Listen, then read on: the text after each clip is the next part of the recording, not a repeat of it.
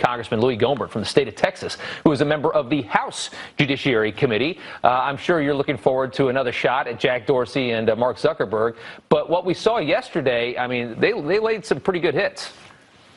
Yeah, well, they just made some important points. Yeah. And from what Dorsey was saying, he is engaging in fraud himself, and they have no right to have any immunity from liability under Section 230, because when they're engaging in fraud, as Dorsey and his company is, and they're a monopoly, it is a problem, and it's a problem for the Department of Justice. It's a problem for the people of America, and this has got to be stopped. He's engaging in fraud.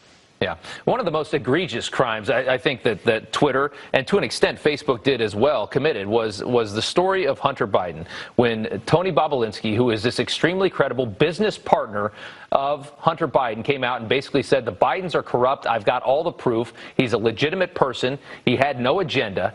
And then they block this story. They got hammered for this. Here's Jack Dorsey admitting that they were wrong. We were called here today because of an enforcement decision we made against the New York Post based on a policy we created in 2018 to prevent Twitter from being used to spread hacked materials. This resulted in us blocking people from sharing a New York Post article, publicly or privately. We made a quick interpretation, using no other evidence, that the materials in the article were obtained through hacking, and according to our policy, we blocked them from being spread. Upon further consideration, we admitted this action was wrong and corrected it within 24 hours.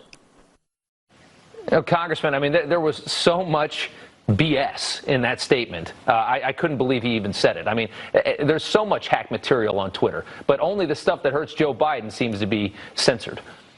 Well, it not just seems to be. That's the way it is. Yeah. It's only censoring things that would hurt the Democratic Party nominee because they were true.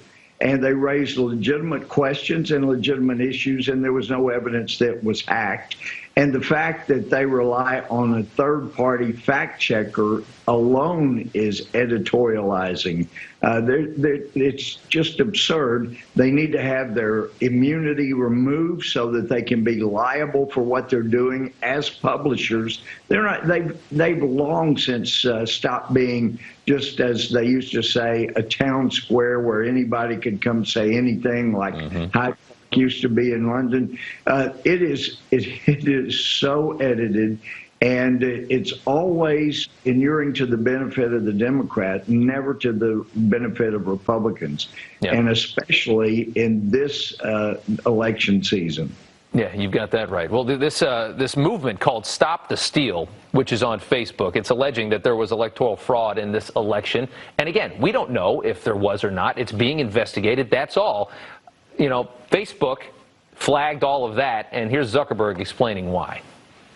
One of our top priorities is making sure that people don't use our platform to organize any violence or civil unrest. And that was the basis under which we took that group, because there were a number of members who were posting potentially violent or encouraging violent comments. What'd you make of that, Congressman? Well, that is a fabrication. That's a fraudulent statement.